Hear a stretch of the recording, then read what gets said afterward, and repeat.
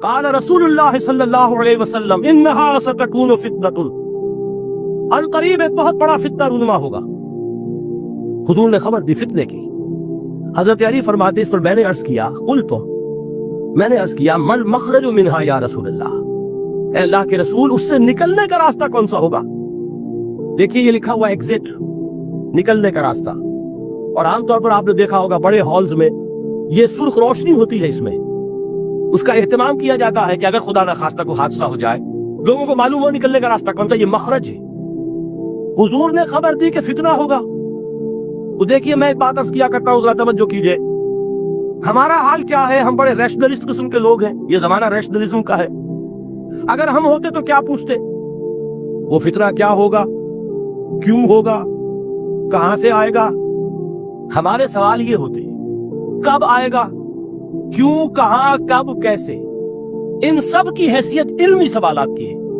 بھائی کب آئے گا ایک علم ہے، کیسے آئے گا علم ہے، کہاں سے آئے گا علم ہے، لیکن اصل جو عملی اعتبار سے اہمیت والی شے ہے، بچاؤ کا راستہ کون سا ہوگا محمد رسول اللہ، یہ بتائیے ہم۔ مل مخرج منہا یا رسول اللہ، حضرت علی نے یہ نہیں پوچھا فتنہ کیا ہوگا، کہاں سے آئے گا حضور، کیوں آ جائے گا، کب آ جائے گا، نہیں، مل مخرج منہا یا رسول اللہ، اے اللہ کے رسول یہ بتائیے کہ جب وہ فتنہ رونما ہوگا تو نکلنے کا راستہ کون سا ہوگا۔ اس کا جواب ہے، ارشاد فرمایا محمد رسول اللہ نے، کتاب اللہ، اللہ کی کتاب ہے وہ مخرج۔ یہ کتاب ہے کہ جس کو تھامو گے تو فتنوں سے محفوظ رہو گے۔ اس کے بعد آپ فرماتے ہیں فیہ نبأ ما قبلکم وخبر ما بعدکم وحکم ما بینکم، اس میں تم سے پہلوں کی بھی خبریں موجود ہیں، عاد اور سمود اور قوم نوح اور قوم ہود اور قوم لوط اور قوم صالح اور آل فرعون، یہ کون ہے؟ من قبلکم، تم سے پہلے۔ وفیہ خبر ما بعدکم، جو کچھ تمہارے بعد ہونے والا اس کی خبریں بھی موجود۔ لیکن وہ کیسے ہوں گی؟ وہ بٹوین دی لائنز ہوں گی، وہ بین السطور ہوں گی۔ ان کے لیے انسان کو، آپ کو معلوم ہے ایک عبارت میں سطور ہوتی ہے اور ایک درمیان میں ہوتا ہے، ان کے کچھ لکھا ہوا نہیں ہوتا۔ You have to read between the lines. قرآن میں بعد میں آنے والے حالات بھی درج ہیں، لیکن اس طرح نہیں جیسے کہ پچھلے حالات درج ہیں۔ اس کے لیے ذرا ان ڈیپتھ پونڈرنگ اوور، غور و فکر اور تدبر کی ضرورت ہو۔ وَحُکْمُ مَا بَيْنَكُمْ، اور جتنے اختلافات تمہارے اندر پیدا ہوں گے تا قیامت ان سب کا فیصلہ بھی اس کتاب میں موجود۔ وَهُوَ حَبْلُ اللَّهِ الْمَتِينُ وَهُوَ الذِّكْرُ الْحَكِيمُ، یہی تو ہے وَهُوَ الصِّرَاطُ الْمُسْتَقِيمُ، سیدھا راستہ اور کون سا؟ یہ قرآن تو ہے۔ ہر رکعت میں کہتے ہو اهْدِنَا الصِّرَاطَ الْمُسْتَقِيمُ، اور قرآن دیا ہوا اس پر غور نہیں کرتے۔ عجیب تماشا ہے ہمارا، نماز کی ہر رکعت میں اهْدِنَا الصِّرَاطَ الْمُسْتَقِيمُ، اور حضور فرمایا وَهُوَ الصِّرَاطُ الْمُسْتَقِيمُ، صراط مستقیم یہ قرآن ہی تو ہے۔ الذکر الحکیم یہ قرآن ہی تو ہے۔ وَهُوَ حَبْلُ اللَّهِ الْمَتِينُ، اور یہی ہے اللہ کی مضبوط رسی۔ آپ نے قاری صاحب سے وہ آیات سنی سورہ آل عمران کی، وَاعْتَصِمُوا بِحَبْلِ اللَّهِ جَمِيعًا وَلَا تَفَرَّقُوا، اللہ کی رسی کو مضبوطی سے مل جل کر تھامو اور تفرقے میں مبتلا نہ ہو۔ تفرقہ ہوگا تو کیا ہوگا؟ تمہاری ہوا اکھڑ جائے گی۔ آج آپ کو معلوم ہے دول عرب اگر یہ یکجا ہو جائیں، ایک دن کے لیے اسرائیل قائم نہیں رہ سکتا، امریکہ نہیں، امریکہ کا باپ اسے قائم نہیں رکھ سکتا۔ اگر امت عرب ہی جمع ہو جائے، عالم اسلام تو بڑی شے ہے، جو وسائل ان کے پاس ہیں، جو اللہ تعالیٰ نے ان کو نعمتیں عطا فرمائی، لیکن افتراق، انتشار، اختلاف، جتھے بندی، گروہ بندی، دھڑے بندی، اس نے اسرائیل کا خنجر کسی نے پیوست کیا ہوگا۔ اس لیے کہ فَتَذْهَبَ رِيحُكُمْ، اگر تم اختلاف کرو گے تو تمہاری ہوا اکھڑ جائے گی۔ آج وہ ہوا اکھڑ چکی، تو فرمایا وَاعْتَصِمُوا بِحَبْلِ اللَّهِ جَمِيعًا وَلَا تَفَرَّقُوا، اللہ کی رسی کو مضبوطی کے ساتھ مل جل کر تھامو اور تفرقے میں مت پڑو۔ حضور فرما رہے وہ اللہ کی رسی کون سی؟ ہوا حبل اللہ المتین، یہی قرآن ہے اللہ کی مضبوط رسی۔ علامہ اقبال نے کیا خوب کہا ہے، علامہ اقبال نے قرآن اور حدیث کے حقائق کو جس طریقے سے اشعار کا جامع پہنایا ہے، وہ تو خود کہتے ہیں گوہر دریائے قرآن سفتام، میں نے قرآن مجید کے دریا سے موتی نکال کر اپنے اشعار کے اندر میں نے چن دیے ہیں، میرا کام اور کچھ نہیں ہے۔ موتی کوئی بھی غواص پیدا نہیں کرتا، دریا کی گہرائی سے نکال لاتا ہے۔ یہ میری حکمت نہیں ہے جو میرے اشعار میں ہے، یہ میں نے قرآن مجید کے دریا میں غوطہ زنی کر کے اس سے یہ موتی نکالی۔ گوہر دریائے قرآن سفتم۔ اب دیکھیے اسی حدیث کے اس ٹکڑے کو کیسے شعر میں لائے ہیں۔ از یک آئینی مسلمان زندہ است، پیکرے ملت سے قرآن زندہ ہست۔ مسلمان کی زندگی تو ایک آئین کے بدولت ہے، یہ آئین قرآن، جو کہا تھا کبھی قائد اعظم مرحوم نے جب پوچھا گیا تھا کہ آپ کے پاکستان کا دستور کیا ہوگا، کیا فرمایا تھا؟ یاد کیجئے کہ ہمیں کسی نئے دستور کی ضرورت نہیں، ہمارا دستور 1400 برس پہلے طے ہو چکا ہے۔ یہ ہماری بدقسمتی ہے جو کچھ کہا تھا قائد اعظم نے کہ God has given us a golden opportunity to prove our worth as architects of a new state and let it not be said that we didn't prove equal to the task۔ میں معذرت کے ساتھ عرض کروں گا حضرت کہ واقعہ یہ ہے کہ ہم اس کے equal to the task ثابت نہیں ہوئے۔ قائد اعظم کا دیا ہوا پاکستان آج دنیا میں موجود نہیں ہے، اس کا ایک حصہ اپنے نام سے دستبردار ہو کر بنگلہ دیش بن چکا ہے، اس نے اپنی تاریخ کو خیر بات کہہ دیا ہے۔ حالانکہ مسلم لیگ کی جنم بھومی ڈھاکہ ہے، 1906 میں ڈھاکہ میں مسلم لیگ نے جنم لیا تھا، اور اگر وہ صرف ہم سے علیحدہ ہوتا یہ گہرا صدمہ ہوتا، لیکن یہ کہ اس نے جب نام بدلا ہے در حقیقت اس نے اپنے تاریخ سے، اپنے پس منظر سے استعفیٰ دیا۔ یہ ہمارا دوہرا ہمارے لیے صدمے کی بات ہے۔ کیا 2 یمن موجود نہیں ہے؟ ان میں سے کوئی ایک بھی اپنا نام چھوڑنے کو تیار ہو رہا؟ کیا 2 جرمنی دنیا میں موجود نہیں ہے؟ کوئی ایک بھی ان میں سے اپنا نام چھوڑے گا؟ کیا 2 کوریا نہیں ہے؟ 2 ویتنام نہیں ہے؟ تو کیا 2 پاکستان نہیں ہو سکتے تھے؟ ہو سکتے تھے۔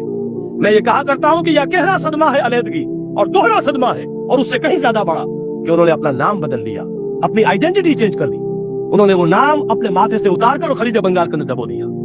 یہ بہت بڑی سزا ہے جو ہمیں ملی ہے۔ کیوں ملی ہے؟ کہ ہم نے 25 برس تک اس قائد جس کو کہا تھا کہ وہ ہمارا آئین ہے، اس کو آئین نہیں بنایا۔ ہم نے دنیا کے سامنے جھولیاں پساری، ہم نے طرح طرح کے نظاموں کو آزمایا، لیکن اس قرآن کی طرف پیش قدمی نہیں کی۔ اللہ تعالیٰ ڈھیل دیتا ہے لیکن سزا بھی بہت سخت ہوتی ہے۔ ان بطش ربک لشدید، وہ ہم پر کوڑا برسا ہے۔ تاریخ انسانی کی عظیم ترین شکستوں میں سے ایک شکست ہے کہ جو ہمارے ماتھے پر کلنگ کے ٹیکے کی طرح موجود ہے۔ اللہ کرے کہ آئندہ یہ تاریخ اپنے آپ کو نہ دہرائے، لیکن میں عرض کر دیتا ہوں آپ سے، جو ہمارے لچھن ہیں، جو ہمارا طرز عمل ہے، جو ہمارے لیل و نہار ہیں، جو ہمارا انداز ہے، اللہ کے دین کا استہزاء اور تمسخر، جس طرح اللہ کے ساتھ مذاق ہم کر رہے ہیں، اس کا شاید اس سے بھی کہیں زیادہ برا نتیجہ نکلے۔ اللہ مجھے اور آپ کو اور ارض مقدس پاکستان کو اس انجام سے بچائے، لیکن اس کے لیے کام کرنا ہوگا۔ صرف کہنے سے بات نہیں بنے گی، کمر کشنی ہوگی، ہمت جو ہے پھر انسان کو اثر نو، ایک نئی تعمیر، ایک عزم، ایک ہاتھ میں قرآن اور ایک میں تلوار لے کر یہ امت پھر دوبارہ میدان میں آئے۔ بہرحال عرض یہ کرنا تھا، اقبال کہتا ہے از یک آئینی مسلمان زندہ است، بے کرے ملت سے قرآن زندہ است، ماں ہما خاک و دل آگاہ اوست، اعتصامش کن کہ حبل اللہ اوست۔ تامو اس کو مضبوطی کے ساتھ، حبل اللہ یہی قرآن ہے، یہ یک آئینی اور پیکر قرآن کی زندگی، پیکر ملت کی زندگی جو ہے اس قرآن کی بدولت ہے۔ تو حضور نے کیا فرمایا؟ فتنے سے بچنے کا راستہ کون سا ہے؟ کتاب اللہ فیہ نبأ ما قبلکم وخبر ما بعدکم وحکم ما بینکم وہو الصراط المستقیم وہو حبل اللہ المتین وہو الذکر الحکیم۔ ایک 3 جملے اور سن لیجئے۔ هو الذی لا یشبع منہ العلماء ولا یخلق عن کثرت الرد۔ یہ قرآن وہ شے ہے جس سے اہل علم کبھی سیر نہ ہو سکیں گے۔ ولا تنقضی عجائبہ، اس کے عجائب کبھی ختم نہیں ہوں گے۔ یہ ہیروں کی وہ کان نہیں ہے کہ جو کبھی خالی ہو جائے کہ سارے ہیرے نکل چکے، اب مزید ہیرے نہیں ہیں، نہیں، علم اور حکمت کے ہیرے اور ہدایت اور حکمت کے موتی اس میں سے ابدالآباد تک نکلتے رہیں گے۔ ضرورت صرف کھودنے کی ہے۔ میں نے وہ لفظ استعمال کیا تھا، آج کا قرآن کھودنا ہوگا، آج کی ہدایت اس قرآن سے نکالنی ہوگی۔ قرآن جب نازل ہوا آن دی سرفیس، بالکل ظاہر وہ تھی اس کی ہدایت جو اس دور کے لیے ضروری تھی۔ ہمیشہ کی ہدایت اس کے اندر رکھ دی گئی ہے، اس میں مضمر ہے، اس میں چھپی ہوئی ہے، اس کے لیے تدبر کی ضرورت ہے۔ کتاب انزلناہ الیک مبارک لیدبروا آیاتہ ولیتذکر اولو الالباب۔ لوگ تدبر کریں، اس کی گہرائیوں کے اندر غوطہ زنی کریں۔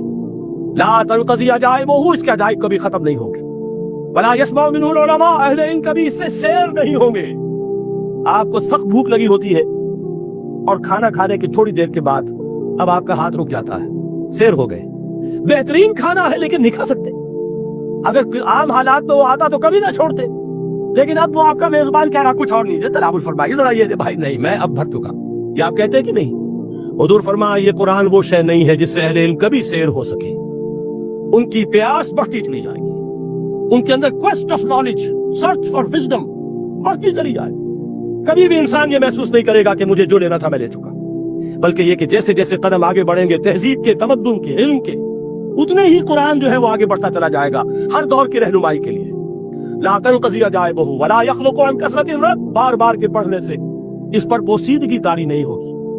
دنیا کی اور کتابیں ہیں، ایک دفعہ پڑھ لیں گے، 2 دفعہ پڑھ لیں گے، 3 دفعہ پڑھ لیں گے، 4 دفعہ پڑھ لیں گے، پھر جی نہیں چاہے گی. لیکن یہ کتاب وہ ہے، امام شافعی کا میں واقعہ آپ کو سناتا ہوں.